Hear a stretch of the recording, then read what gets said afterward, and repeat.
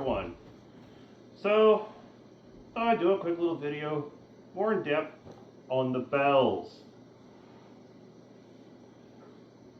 So, I guess we'll get started with the. Screw it. I need my hands, human hands free.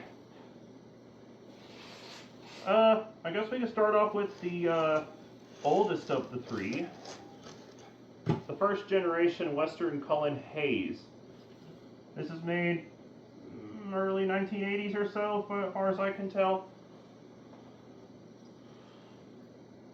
It's actually got a rarer than normal, low tone bell, or gong, sorry, low tone gong,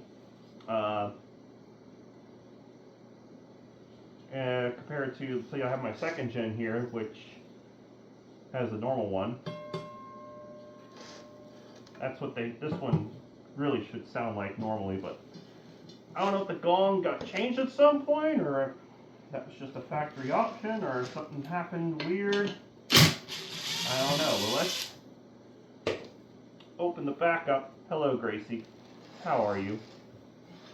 Take a look inside here. So, we got, I can't see, we got the electromagnets that pull the armature down. There's a, I can't remember where all the parts are in this thing.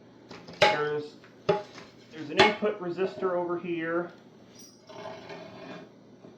There's a capacitor up top. I think it helps with the with driving the regular cadence of the bell. And then you have some contacts here that actually make and break the circuit as the armature rises and falls. And that makes and breaks this magnet. So you get the rising, the armature rising and falling, so you get the, as it goes.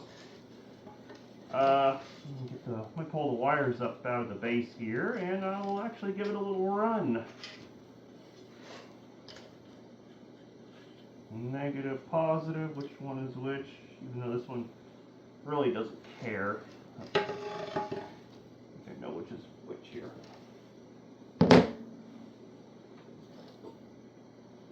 Okay, that's the negative.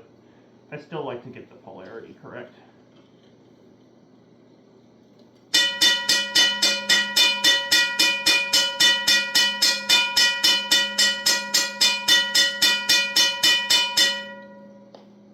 Amazing. So there is a hammer behind the gong, so this rising and falling is turning a shaft, which is making a hammer go back and forth kind of like this and hit the side of the gong over here.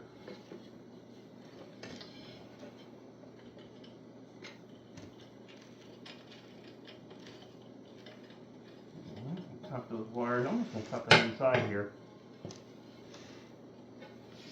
for now.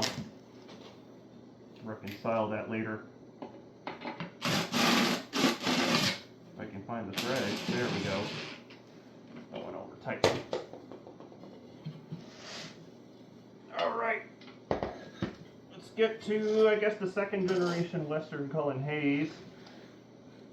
So same, they look really the same, except for, of course, the base is a stair-step type base, so it could fit 3-inch or 5-inch masts. This one, actually, the first gen here has a 3-inch base. You had to get them order them 3-inch or 5-inch.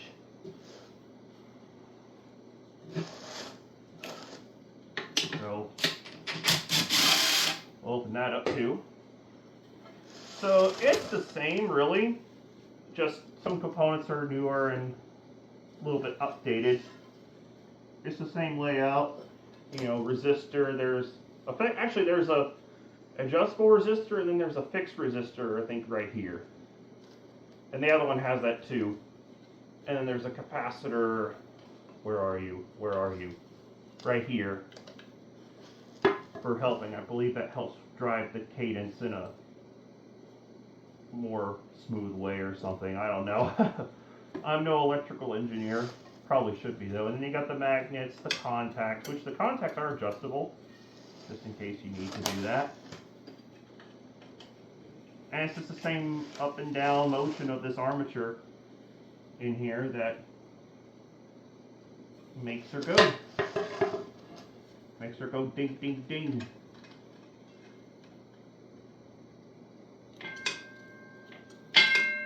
Oh, there we go. Probably need to adjust her a little bit. Oh, I can keep the wire on the... There we go.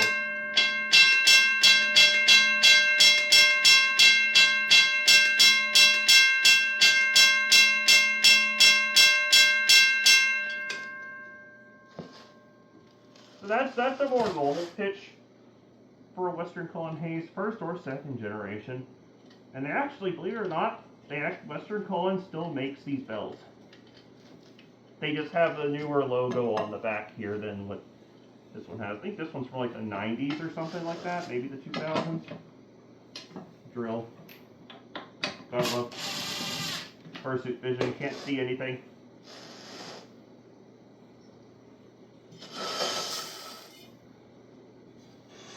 And let's get on now to the Safetran. This is probably 1980s as well, but maybe a little bit newer than the first gen Western Cullen.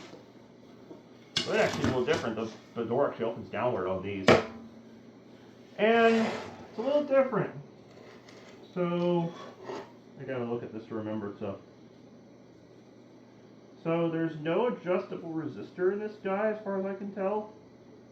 You do have an adjustable contact, it's just adjusted differently. It's got some kind of resistor there. It likes to smoke and smell a little bit, that resistor, when it runs, so I'm not going to run this for too long.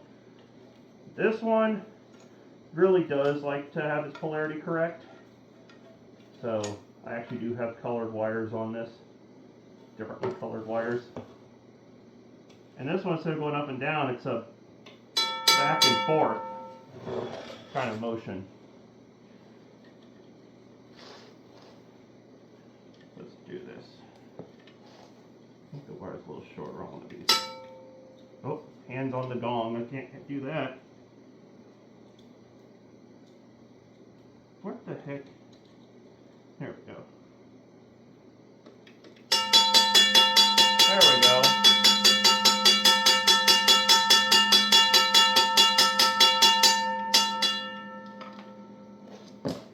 Great, so there's that. Believe it or not, when I first got this, I had to lubricate the heck out of this door hinge. Like, it was solid. It would not budge. It just took a ton. Oh, and I can smell that resistor now. I don't like to run this guy too much because of that. This door took a ton of WD-40 to get freed up. So, and for this video, probably in a later date, I will do videos of the rest of the signal collection that kind of stays outside. Although these stay outside too. I just brought them in for this because it was the easiest. So, take care everyone. See you next time.